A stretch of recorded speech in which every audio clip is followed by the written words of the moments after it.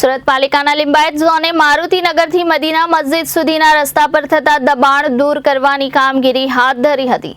સુરત મહાનગરપાલિકા વિસ્તારમાં છેલ્લા કેટલાક સમયથી જાહેર રસ્તા પરના દબાણ દૂર કરવા માટેની ડિમાન્ડ સતત થઈ રહી છે। આ ડિમાન્ડ બાદ આજરોજ સવારે પાલિકાના લિંબાયત ઝોન દ્વારા રોડ પર દબાણ દૂર કરવાની કામગીરી હાથ ધરવામાં આવી હતી। આ રોડ પર છાપરા અને એંગલ બહાર કાઢવામાં આવ્યા હતા, તે દૂર કરવામાં આવ્યા છે। લિંબાયત પોલીસને સાથે રાખીને દબાણ દૂર કરાયા હતા, ત્યારે કેટલાક લોકો દ્વારા આ ડિમોલેશનને લઈને વિરોધ પણ કરવામાં આવ્યા હતા, પરંતુ હાલ પૂરતો આ રોડ ટ્રાફિકની સમસ્યામાં થોડો ઘટાડો આવશે, છતાં સાંજના સમયે મોટી સંખ્યામાં જે લારી ગલ્લા જાહેર રસ્તા પર લાગે છે તેનું નિરાકરણ ક્યારે જોવા મળશે?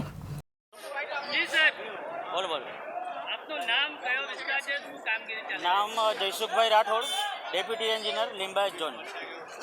આજે મારુતિનગર સર્કલથી મદીના મસ્જિદ સુધીના 18 મીટરના ટીપી રસ્તા, 0 દબાણવાળા ટીપી રસ્તા ઉપર કાચા પાકા દબાણ દૂર કરવાની ડ્રાઈવ હાથમાં લેવામાં આવેલી છે, જેના અનુસંધાને સુરત મહાનગરપાલિકાના 70 થી 80 જણાનો સ્ટાફ, પ્રાઇવેટ એજન્સીઓ તેમજ લિંબાયત પોલીસ સ્ટેશનમાંથી એક પીઆઈ શ્રી તેમજ એમના ડી સ્ટાફના માણસો સાથે 40-50 માણસોના સહકારથી આજે આપણે આ રસ્તા પર જે કાચા પાકા દબાણ દૂર કરવાની ડ્રાઈવ લેવામાં આવી છે, અને બધા ફૂટપાથ ઉપર, ઇવન મકાનોમાં પણ જે કંઈ બાલ્કની ખોટા ઇલીગલી બહાર કાઢેલું છે પ્રોજેક્શન્સ, એ દૂર કરવાની કાર્યવાહી હાથ ધરવામાં આવેલી છે। આ જ્યાં સુધી દબાણ પૂરું ના થાય ત્યાં સુધી પિરિયોડિકલી દર વીકલી અથવા તો 15 દિવસના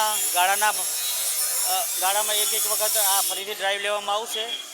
જરૂર જણાએ દબાણની કાર્યવાહી એકદમ સઘન તેજ કરવામાં આવશે, માણસો પણ વધારવામાં આવશે, અને અમુક બાબતે આ લોકોને અલ્ટિમેટમ પણ આપવામાં આવેલું છે કે તમે જે કંઈ પતરાના સેટ બહાર કાઢેલા હોય એ તાત્કાલિક દિન 2 કે 3 દિવસમાં દૂર કરી દેવામાં, પાછું ફરીથી આપણે દબાણની ડ્રાઈવ લેવામાં આવશે।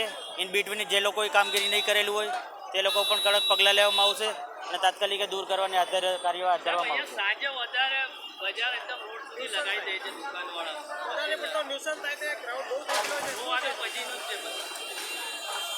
અત્યારે તો આપણે આ દિવસની શરૂઆત કરીએ છીએ, પછી એના બેઝ ઉપર કે કયા પ્રકારનું આપણે રિસ્પોન્સ મળે છે, અને નાઇટમાં પણ અમે અમારી રીતે સર્વે કરીને કામગીરી હાથ ધરીશું। કયા પ્રકારની દબાણની કામગીરી થઈ રહી છે એનું આખું આકલન કરીશું। પછી જરૂર જણાય તો એ સમયે પણ કંઈક ડ્રાઈવનું પ્લાનિંગ કર્યું, પોલીસના સ્ટાફ સાથે સંકલન કરીને એ પ્લાનિંગ કરીશું। એને નાઇટમાં